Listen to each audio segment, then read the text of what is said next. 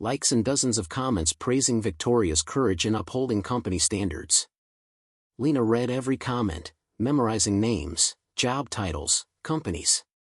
Her mind worked like a computer, filing information for future use. "Mommy, why are you crying?" Liam asked from the couch where he was playing with his only toy, a wheelless car she had found in the trash and fixed.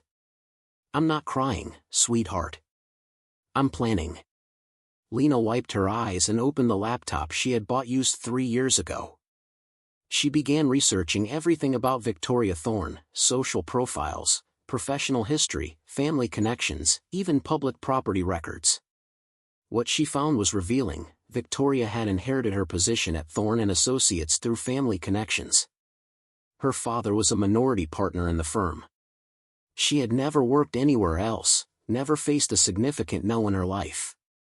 More importantly, her Instagram account was full of photos of expensive parties, international trips, and snide comments about people who don't try hard enough.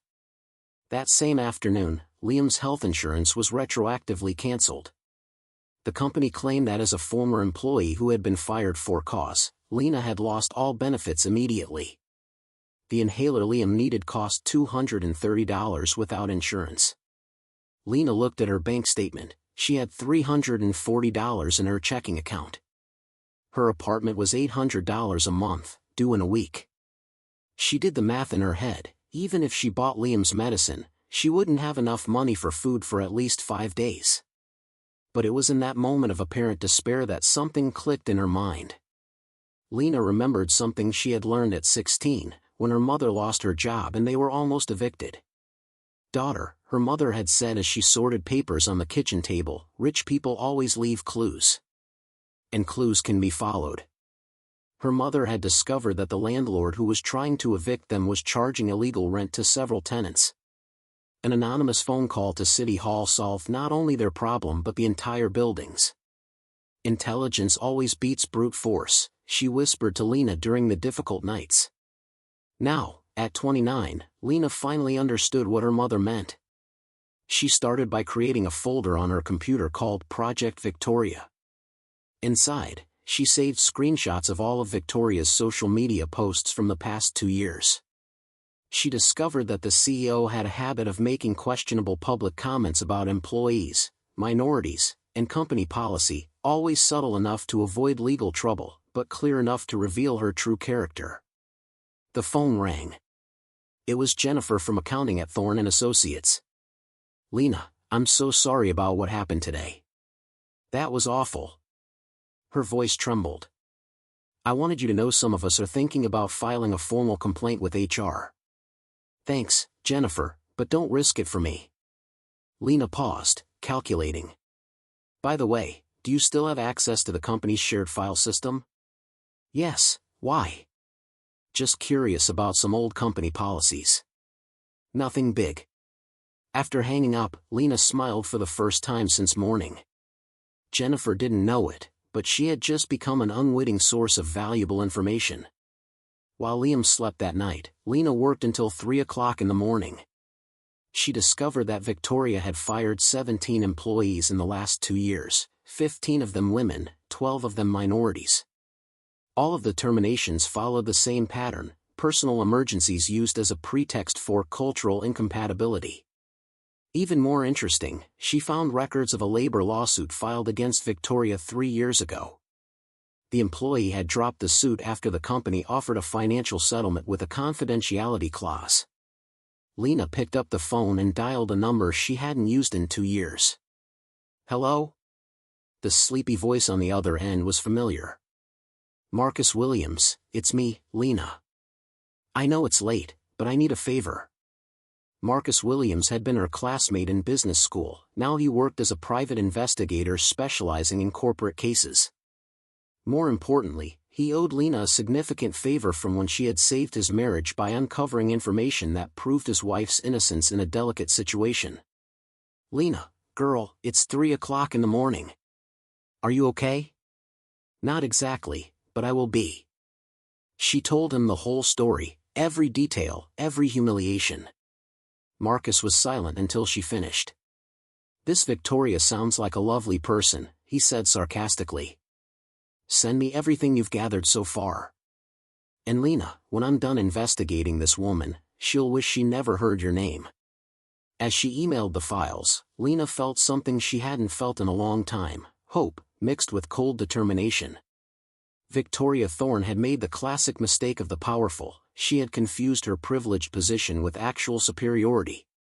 There, in the dimly lit kitchen of her modest apartment, surrounded by unpaid bills and worries about Liam's future, Lena was building something Victoria could never buy: a plan methodically crafted by someone who knew exactly what it was to fight and, more importantly, what it was to win against all odds. What Victoria didn't know was that every arrogant post, every cruel comment, every public display of her prejudice, was being catalogued by someone who understood a fundamental truth: privileged people always feel untouchable until they discover they're not. A week after she was fired, Lena discovered that Victoria had gotten her blacklisted among the city's consulting firms. 3 job interviews were cancelled at the last minute, always with vague excuses about budget changes or department restructuring. The 4th company was more direct. "Look, I'm going to be honest with you," said the HR manager, a middle-aged woman with a sympathetic look. "I got an informal call about your work history. I can't officially consider it, but I can't completely ignore it either." Lena left that interview with crystal clear clarity. Victoria hadn't been content to just fire her, she was actively sabotaging her chances of rebuilding her life. That same afternoon, Marcus called with information that made Lena's blood run cold. "You won't believe what I found." His voice was a mixture of anger and disbelief. "Victoria Thorne has a pattern of behavior that goes back 10 years, 15 employees fired, all minorities or single mothers. And here's the interesting part: she documents everything." Marcus had discovered that Victoria kept a digital personal file with photos, printouts of conversations, and even secret recordings of employees she considered problematic. It was as if she collected trophies of her victories over vulnerable people. "She has photos of you in the file, Lena. Photos taken secretly during meetings, mean comments about your appearance, speculation about your personal life. It's sick." Lena closed her eyes, feeling a mixture of disgust and cold determination. "How did you get access to this?" "Let's just say private investigators have their methods. And Victoria isn't as smart as she thinks she is about digital security." Marcus paused. "There's more. She has a private WhatsApp group with other female executives in the city. They share information about employees they want to neutralize." It was exactly what Lena needed to hear. Victoria wasn't just a cruel boss, she was at the center of an organized network of corporate discrimination. Meanwhile, Liam had to be taken to the emergency room twice that week. His asthma was getting worse with the stress of the change in routine and the lack of proper medication. Lena spent her last $300 on nebulizers and doctor's appointments. It was during her second trip to the hospital that something unexpected happened. "Lena," a familiar voice called her from the waiting room. It was Diana Santos, a former colleague at Thorne and Associates who had been fired 6 months earlier by Victoria under the pretext of cultural incompatibility after she asked for leave to care for her mother with cancer. "Diana. How are you?" Lena stood up, hugging her friend whom she hadn't seen since she was fired. "Surviving. How about you?" "I heard that Victoria, well, that she did the same thing to you that she did to me." The 2 women talked for 2 hours in the hospital cafeteria. Diana told Lena details she didn't know. Victoria had spread rumors about her emotional instability to other companies. She had deliberately created stressful situations to force mistakes. She had even sabotaged Diana's important presentations to justify her dismissal. "You know what hurts me the most?" Diana said, stirring her cold coffee. "It's that she does this because she can. Because she knows that women like us don't have the resources to fight back. What if I told you that maybe we have more resources than she thinks?" Lena asked calmly. Diana looked at her curiously. "What do you mean?" Lena told her about Marcus, about her discoveries, about Victoria's secret file. She saw Diana's eyes fill with tears, not sadness, but relief at finally having hope for justice. "I want to help," Diana said firmly. I have printouts of conversations with her, emails with inappropriate comments. I saved everything because something told me I would need it one day. That night, Lena created a WhatsApp group called Project Justice. In addition to Diana, she got in touch with 4 other former employees of Victoria. Each had her own story of humiliation, each had kept evidence. What Victoria didn't know was that her obsession with documenting her victories over vulnerable employees had created a trail of evidence that was now being compiled by someone far more intelligent and determined than she could ever have imagined. Marcus sent a message that night. Lena, I got access to the company's financial records. Victoria is embezzling money from the training fund to pay for her personal travel. We've got her. Lena looked at Liam sleeping on the couch, his inhaler beside him, and smiled for the first time in weeks. It wasn't a smile of joy, it was the smile of someone who had just put together all the pieces of a puzzle that would lead her enemy to total ruin. Victoria Thorne had spent years collecting trophies from people she destroyed. She had no idea she was building the evidence file that would be used in her own destruction by someone far more intelligent than she would ever be.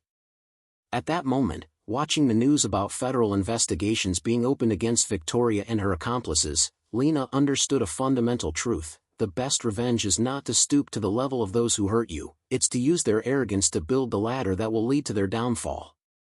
What she discovered that night would not only change her life but completely rewrite the rules of the game Victoria thought she had mastered. 3 weeks after the hospital meeting, Lena received a call that would change everything. Lena, it's Marcus. I've got something that will interest you. His voice was filled with barely contained excitement. Victoria just made the fatal mistake. She fired an employee yesterday, a white woman, the daughter of a member of the company's board.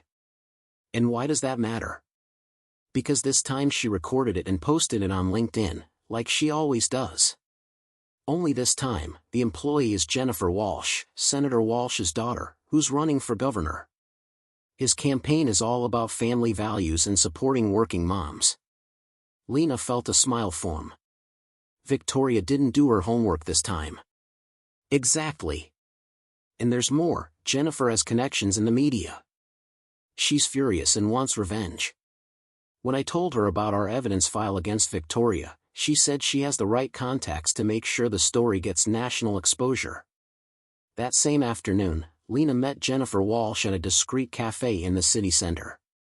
Jennifer was a 35-year-old woman, blonde, well-dressed, exactly the type Victoria normally protected from her cruelty. Victoria made a mistake, Jennifer said nervously, stirring her coffee. She thought I was just another employee she could humiliate. She had no idea who my family is. And now I have a national TV show interested in the story. Patterns of discrimination in American companies is going to be the topic of the week. But I need more evidence to back up the story. Lena smiled and opened her laptop. I have exactly what you need. Over the next 2 hours, she showed Jennifer everything: Victoria's secret file with photos and malicious comments about employees, screenshots of the WhatsApp group where the executives exchanged information to neutralize female employees, evidence of embezzlement, and 15 documented cases of discriminatory dismissals. My God! Jennifer whispered, staring at the screens. She's much worse than I thought. And there's one more thing, Lena said, opening a specific file. Victoria has a habit of recording all the firings so she can brag about them later. I have 15 videos of women being humiliated by her, including mine. Jennifer was silent for a long moment. You know that when this comes out, it's going to destroy her completely, right? She destroyed 15 careers, Jennifer. She affected 15 families. She separated mothers from their children for pure sadistic pleasure. Lena closed the laptop. Victoria always knew her actions had consequences. She just didn't expect them to come back to her. 5 days later, the bomb exploded. The program America Exposed devoted 45 minutes to methodically dissecting the Victoria Thorne case. Jennifer Walsh had convinced her network of contacts to make the story go viral on all platforms simultaneously. The program began with a video of Lena's dismissal, showing a black mother holding her sick child while being publicly humiliated. Then they revealed Victoria's secret file, unauthorized photos of female employees with cruel comments about their appearance, malicious speculation about their personal lives, even close-ups of body parts with derogatory jokes. "What you're seeing," said the presenter, "is how a senior executive at Thorne and Associates systematically documented her victories over vulnerable employees." They then showed messages from the WhatsApp group where Victoria coordinated with other executives to create informal blacklists of employees they considered problematic. 5 companies in the city were involved in the scheme. The final blow came when they revealed that Victoria had embezzled $120,000 from the company's training fund to finance her personal travel, forging receipts, and creating fictitious training programs. Victoria was in a meeting with important clients when her assistant rushed in, looking distraught. "Miss Thorne, you need to see this right now." She looked at her cell phone screen and saw her own face on national television. The audio from the program echoed through the office as her colleagues stopped to watch. 15 minutes later, when the program showed the unauthorized photos she had taken of female employees, Victoria felt her legs give way. Her phone began ringing incessantly. First, it was her father, the company's minority partner, yelling about the shame she had brought on the family. Then it was the legal department, informing her that 15 former employees had filed simultaneous lawsuits for sexual harassment, discrimination, and invasion of privacy. Victoria Thorne, the host concluded, represents everything that is wrong with unchecked corporate power. Her victims, brave women like Lena Davis, Diana Santos, and Jennifer Walsh, have proven that no tyrant is invincible when his victims unite for justice. 2 hours later, Victoria was escorted out of Thorne and Associates by security guards. Her dismissal was live-streamed on the company's Instagram, a cruel irony considering how she had humiliated so many other women in the same way. The next morning, Lena woke up to a call from the new interim director of Thorne and Associates. "Ms. Davis, I would like to formally offer you your re-employment with the company, with a promotion to senior manager and financial compensation for damages." Lena glanced at Liam, who was quietly drawing on the kitchen table with the colored pencils someone had mysteriously left for him weeks ago. "Thank you for the offer," she replied calmly, "but I'm considering other opportunities." The truth was that 3 competing companies had already offered her executive positions after seeing how she had methodically orchestrated Victoria's downfall: strategic leadership, meticulous planning, flawless execution, exactly the qualities they were looking for. Victoria Thorne had spent years collecting trophies from people she had destroyed. She had no idea she was building the evidence file that would be used in her own destruction by someone far more intelligent than she would ever be. At that moment, watching the news about federal investigations being opened against Victoria and her accomplices, Lena understood a fundamental truth: the best revenge is not to stoop to the level of those who hurt you, it's to use their arrogance to build the ladder that will lead to their downfall. What she discovered that night would not only change her life but completely rewrite the rules of the game Victoria thought she had mastered.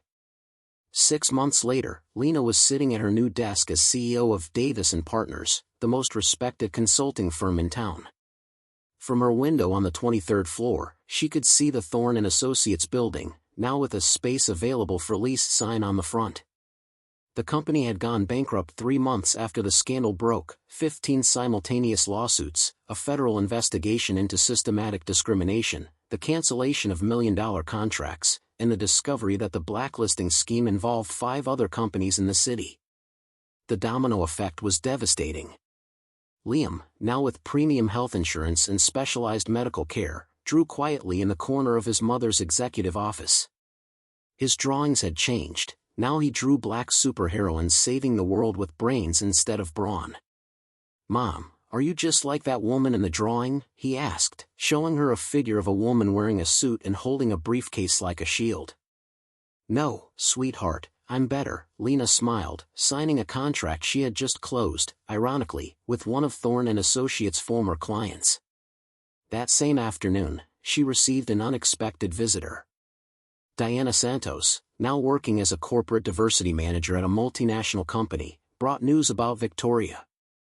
"I ran into her yesterday at the supermarket," Diana said, sitting down in the armchair across from Lena's desk. She was applying for an administrative assistant position, minimum wage. Victoria had lost everything. Her family had disowned her after the scandal tarnished the Thorne name.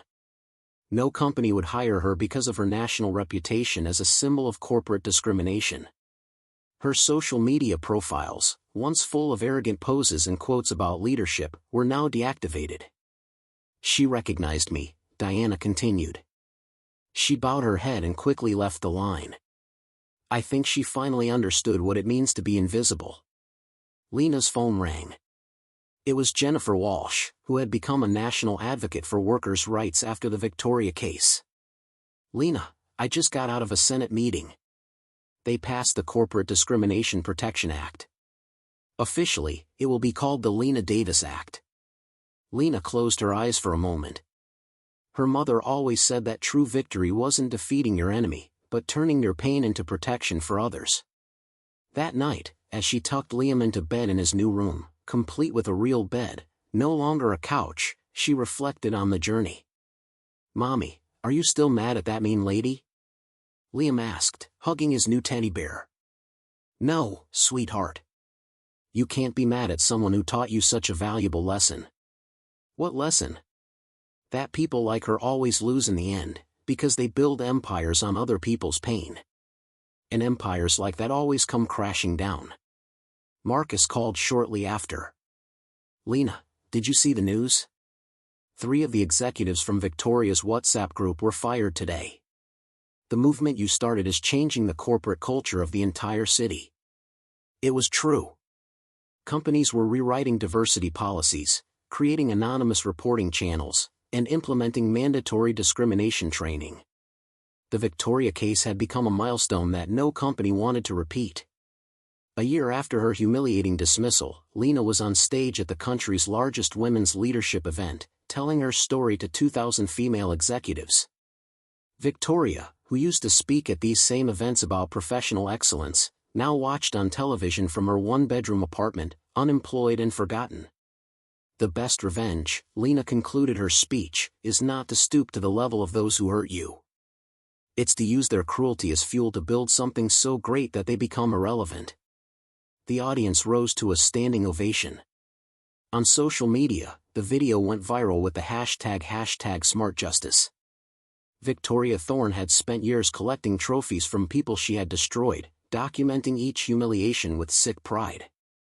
She had no idea that she was building the evidence file that would be used in her own destruction by someone who understood a fundamental truth: the arrogance of the powerful always contains the seeds of their own downfall. Lena learned that true strength does not come from stepping on others, but from rising so dignified that the whole world stops to applaud. And when you use intelligence instead of anger, you don't just win, you rewrite the rules of the game forever. If this story of justice and overcoming adversity touched your heart, subscribe to the channel for more stories that prove that the best revenge is success built with dignity, because when you turn humiliation into motivation, you don't just change your life, you change the world around you.